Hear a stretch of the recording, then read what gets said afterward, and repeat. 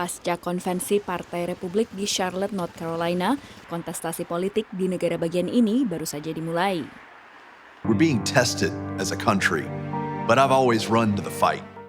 Cal Cunningham, anggota Senat negara bagian North Carolina dari Partai Demokrat, adalah salah satu penantang petahana di Senat AS, Thom Tillis dari Partai Republik.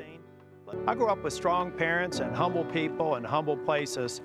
Kombinasi antara daerah pedalaman, kota, dan daerah hunian pinggir kota, North Carolina adalah indikator ideal untuk membaca suhu politik AS.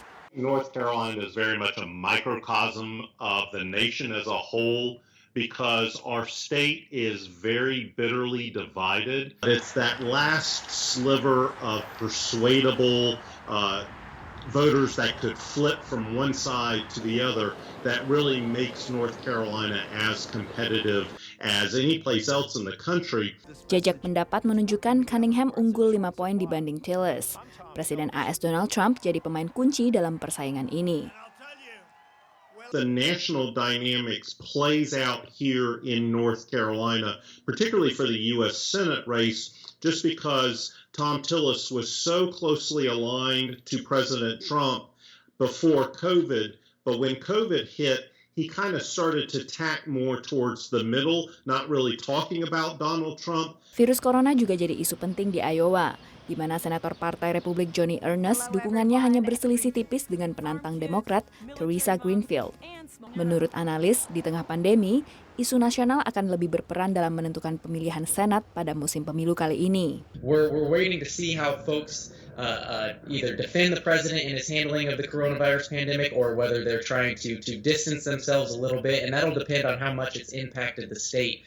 Saat ini, Partai Republik memegang mayoritas Senat AS dengan menduduki 53 kursi, sementara Partai Demokrat 45 kursi dan 2 kursi independen yang biasanya bergabung dengan Partai Demokrat. Ada 33 kursi Senat yang akan diperebutkan bersamaan dengan pemilihan Presiden AS November mendatang.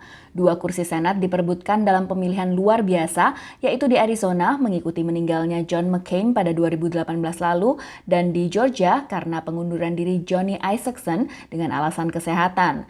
Ke-35 senator yang terpilih ini nanti akan mengabdi hingga 2027 untuk masa jabatan selama 6 tahun.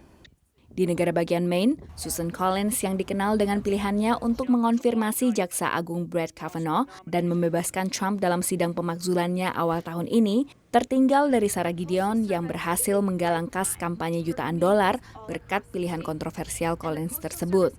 Tapi di Alabama, Tommy Tuberville dari Partai Republik yang mendukung Trump mendapat dukungan besar-besaran dan unggul jauh dari saingannya petahana Doug Jones dari Partai Demokrat.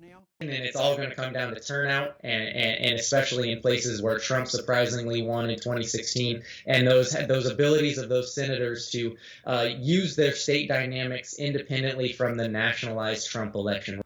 Partai Demokrat juga berharap untuk bisa memenangkan kursi Senat dari Colorado dan Arizona. Bila itu terjadi, maka Partai Demokrat bisa merebut suara mayoritas Senat.